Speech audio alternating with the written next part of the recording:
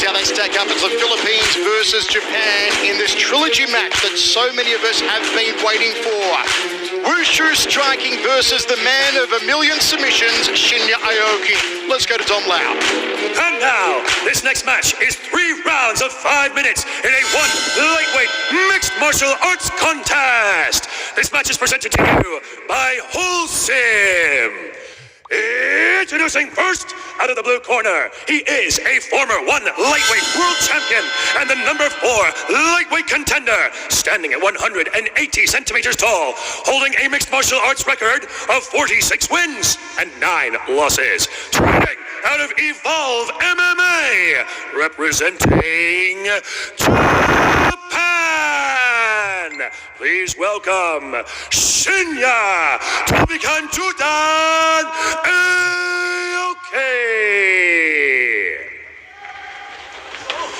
And introducing his opponent out of the red corner, he is a former 1 lightweight world champion, standing at 170 centimeters tall, holding a mixed martial arts record of 22 wins and 10 losses. Training out of Team Lakai, representing the Philippines, introducing Edward Landslide Fulayan.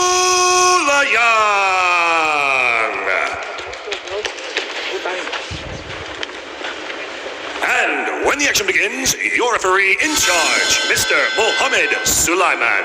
Right, athletes to the center, please. You both know the rules. All right, let's keep this clean, keep this active. Obey my instructions at all times. Touch glove back to your corner.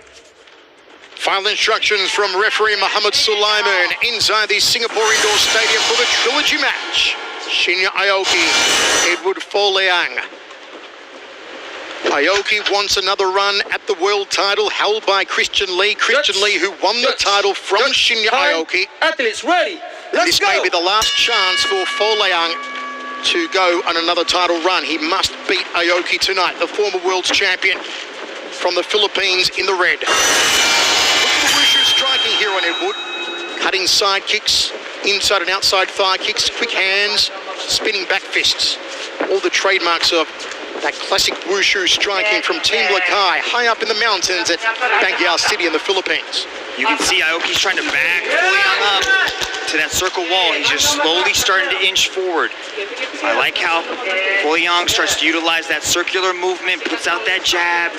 This is what Aoki usually does. He usually spends the first minute to 2 minutes just kind of circling, throwing that body kick right there to work his way into the clinch. He's going to try to get Folayan up against that wall, get that body clinch, and take him to the ground. Yeah, the last two times these guys met at the beginning of the round, I really thought that Aoki would press the takedown almost immediately. You can see there he launched that kick, and he was just completely fine in the last 2 matches, actually working his stand-up game against somebody like Folayan. I think that's kind of dangerous, but it proved to actually be successful for him. Main event tonight, Onglan Sung versus Rinya Dorita for the light heavyweight world title. Inside thigh kick there from Folayan. I have seen Aoki develop a really strong left roundhouse kick over the past couple of years, and he likes to utilize it. Folayan needs to earn respect right now. Edward on the outside, Aoki shoots in. Edward prevents the takedown. Nicely done from the Filipino. Took about 90 seconds for that takedown attempt. So far, good defense by Folayan. Got to dig those underhooks. Keep Aoki up high. Good turnaround. This is a good turnaround by Folayan, but you got to keep in mind that Aoki, he has such a unorthodox style of grappling that you're going to experience things like that. It doesn't just guarantee that you've stopped the takedown, and he ends up on his back. He's innovative. Now he's going to try to lace those legs, triangle the legs, and start inching his way up. Bad spot for Folayan early. Aoki's got 3 minutes, which is a lifetime on the ground with Shinya Aoki. Folayan needs to try to free those legs. He's got to start pushing down on the hips, maybe give up a little bit of ground and pound just to try to free one of these legs.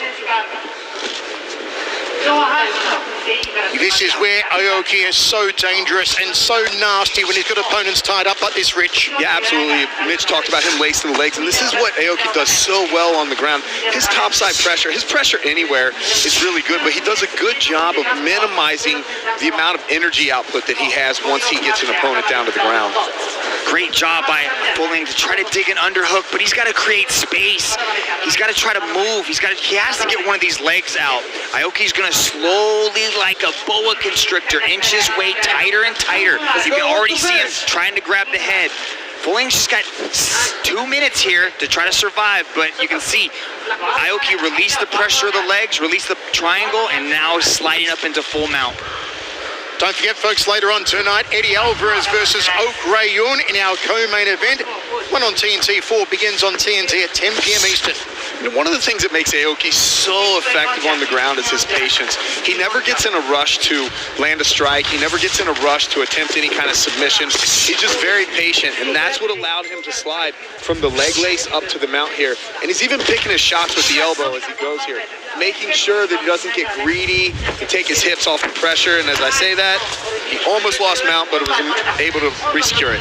Look at those hips. The way his hips stay glued to Folayang make it very difficult for Edward to create any space and do any kind of movement. Every time Folayang adjusts, Aoki situates his hips, locks in that position, and he is choosing to beat on Edward with that elbow rather than attempt to go for a submission.